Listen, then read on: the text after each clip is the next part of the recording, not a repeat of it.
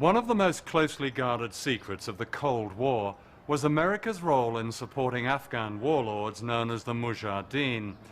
The official story is that America backed these fundamentalists in response to the Soviet invasion of Afghanistan in December 1979.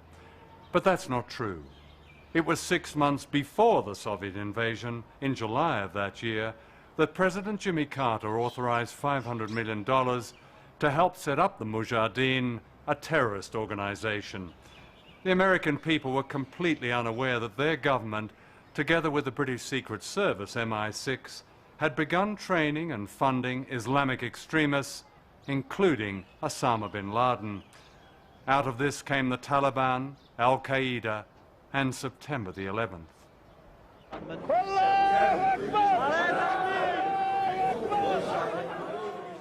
Soon after the Taliban came to power in 1996, the administration of Bill Clinton backed a secret plan for a pipeline through Afghanistan from Central Asia, which has vast reserves of oil and gas.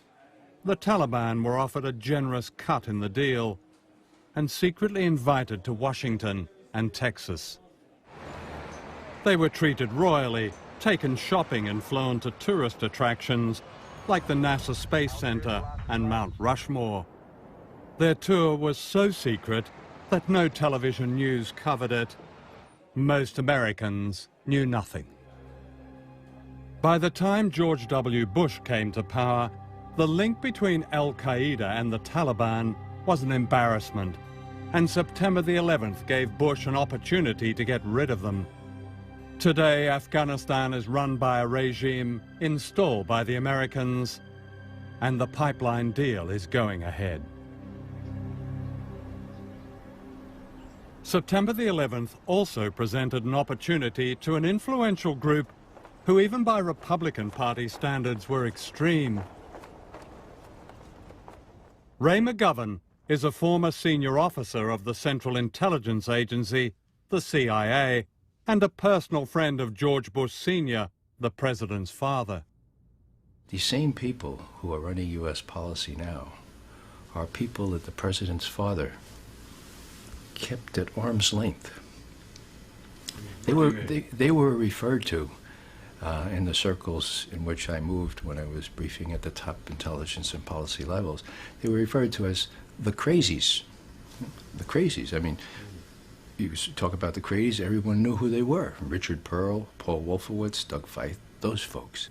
The crazies also include Donald Rumsfeld, seen here in Baghdad in 1986, warmly greeting Saddam Hussein, who was then being armed to the teeth by America and Britain. This is one of their blueprints, published in 2000 by the extreme right-wing group Project for a New American Century.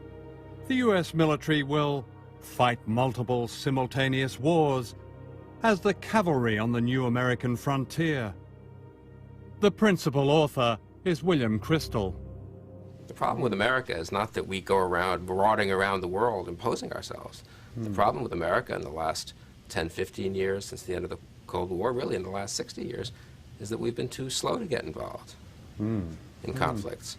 Outside America, people have worried about the United States conducting an unprovoked attack on a country, a sovereign country. Are they? Are they? Yes, they are. Really? They're worried we're going to attack Britain, France, Germany? Any democracy? No, because... Any decent regime? No, well, the United States doesn't usually attack strong countries. Do we attack decent countries? No, I said strong countries. Well, I'm asking decent countries.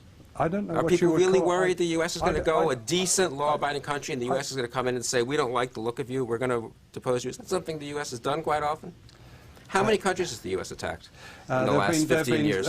Well, since World War II, there have been 72 interventions by the United States. Oh, is that right? Yes. That's ludicrous. Well, it's not ludicrous, it's true.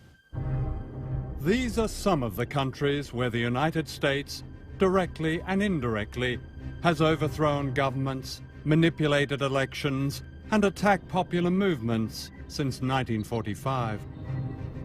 Bush's war on terror is just another brand name replacing the Red Menace as justification for a systematic aggression.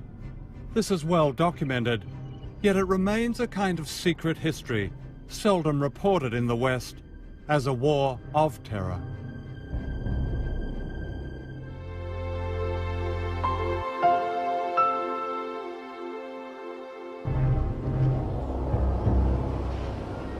As we and our coalition partners are doing in Afghanistan,